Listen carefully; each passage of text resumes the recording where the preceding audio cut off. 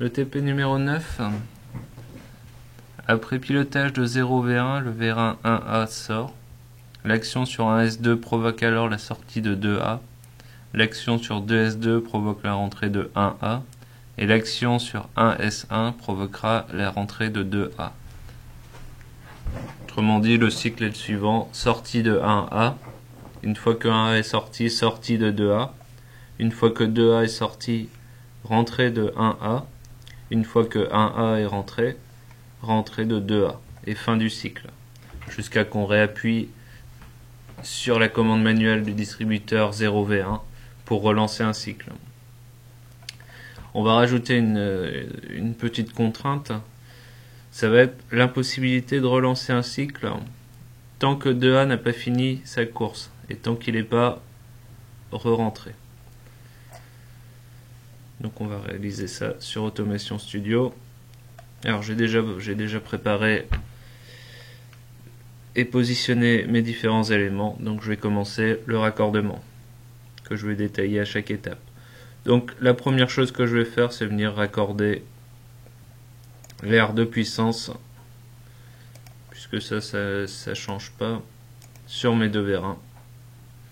Voilà, au moins ce sera fait. Alors maintenant, il me reste à m'occuper des pilotages. Et là, on va y aller par étapes.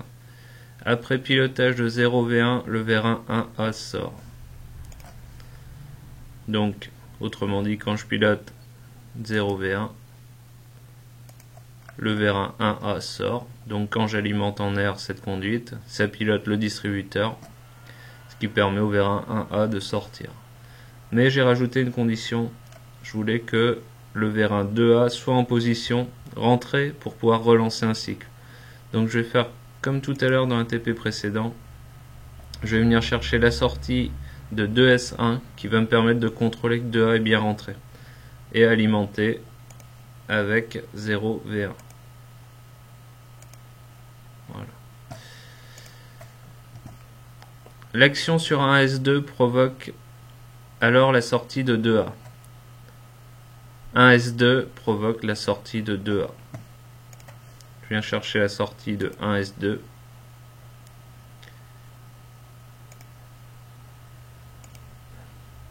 Et le pilotage qui commande la sortie de 2A, il est bien là. L'action sur 2S2 provoque la rentrée de 1A.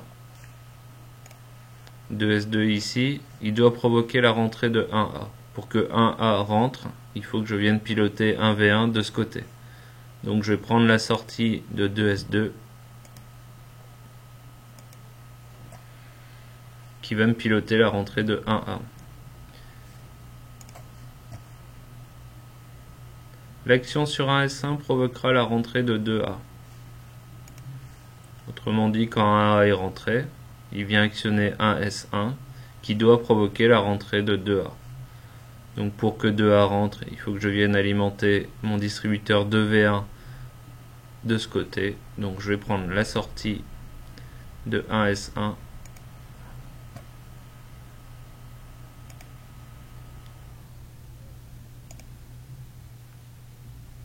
qui va venir piloter la rentrée de 2A. Logiquement, notre cycle devrait fonctionner. On va juste faire une petite modification par rapport au TP précédent.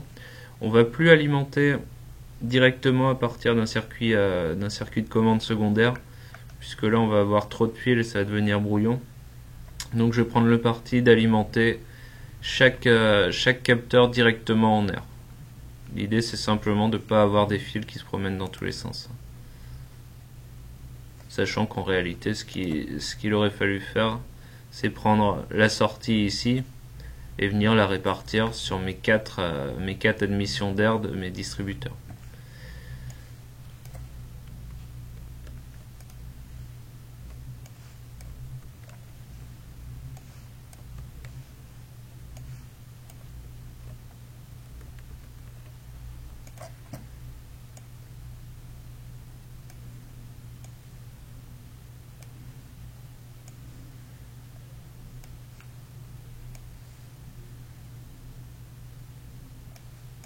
D'un point de vue fonctionnement, ça revient exactement au même. Donc on va tester simplement notre schéma.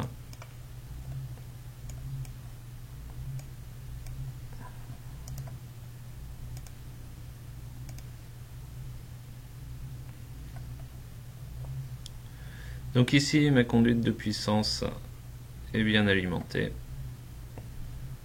Le vérin 2A reste rentré.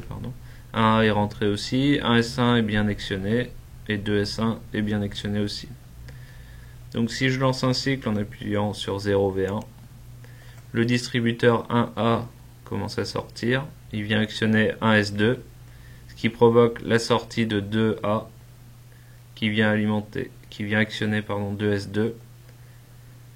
2S2 qui provoque la rentrée de 1A jusqu'à 1S1 et 1S1 qui vient piloter la rentrée de 2A.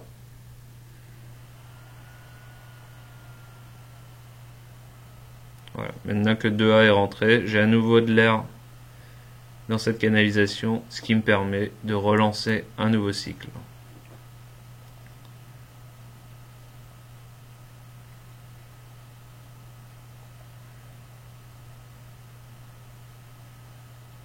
Et que là je peux appuyer sur 0V1, il se passera strictement rien puisqu'on n'a pas d'air dans cette conduite, ça ne changera rien. Tant que 2S1 n'est pas actionné, je ne peux pas relancer deux cycles.